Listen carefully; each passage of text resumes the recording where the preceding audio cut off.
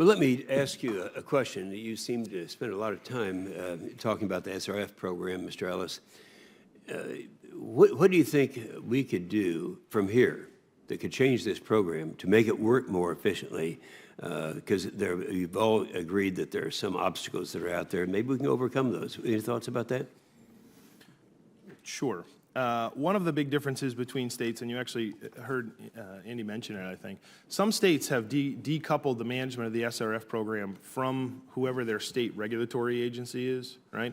And so the loan program is managed by someone more like, each state has a different one, but it's more like a finance authority, someone who is in the business of issuing loans and is able to operate faster, further, whatever. Some states still have the SRF program in their equivalent of the EPA, and that, in my estimation, can slow things down, right?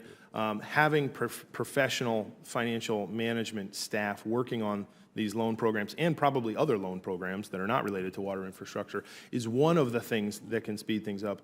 And again, establishing some best practices and encouraging states to look at transitioning the program over to being what it should be, which is a loan program first and foremost, would be one of the ways that you could start to encourage some greater speed and get these loan programs to function more like going to the bank to get a loan for a project at your house, right? Yeah. Faster review times, faster times to get the money out the door would be huge for some of these communities. Again, because if you're applying for a loan and you have to retain engineering consultants and whatever, the costs build up and you're just paying for someone to wait while the other folks review application times, right?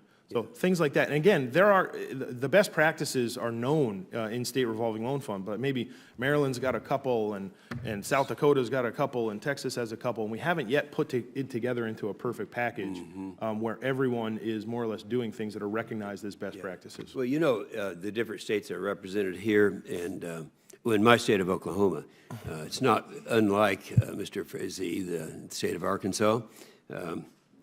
Our big problem has always been, way back when I was in the state legislature, before most of you guys were born, at that time, the big problem was transferring water from one part of the state to the other part of the state. The eastern part of the state has plenty of water. The western part of the state has no water. And in fact, that's why so we have, and it happens, I've lived with this problem for a long time because my wife and I have been married 57 years, and her father was chairman of the Water Resources Board. So we've addressed these problems for a long period of time. Mr. Frazee, I was fascinated. I'm very familiar with your area there. Of course, I'm in eastern Oklahoma. I butt right up against, pretty close to your home area. Yes. And I was fascinated by the fact that you took the time to go out and locate people and help them because you needed help at one time. You were fortunate in having Senator Bozeman come and be of assistance to you. You want to give us any live examples of what you have been able to do, just one man out helping others, neighbors, resolve these problems? Anytime I see somebody, you know what I mean, hauling water, I take my time to stop, talk to them, explain my story, you know what I mean, give them some insight, what they need to do, how they need to speak with Senator Bozeman, and get the word out. But I think pushing this Saving Act forward, you know what I mean, and getting the financing to get people help, get them running. So you're finding most of the people you talk to, you know, I'm familiar with Rogers. Rogers is a major city. Yeah, I know. But it doesn't take more than 5 minutes outside of Rogers to be out in some pretty remote areas. Yeah. And those are the people that have problems. I was shocked to find out that you did not have a water system when you were within how many miles of Rogers? We're probably 5 minutes from downtown Rogers. Yeah. And what's ridiculous is I drive past a water treatment plant every day going into town to go to work, to shop, whatever. And on that sign where they treat the water, they're shipping it to Washington County, which is a county south of us that has no impact on our little community there. Yeah.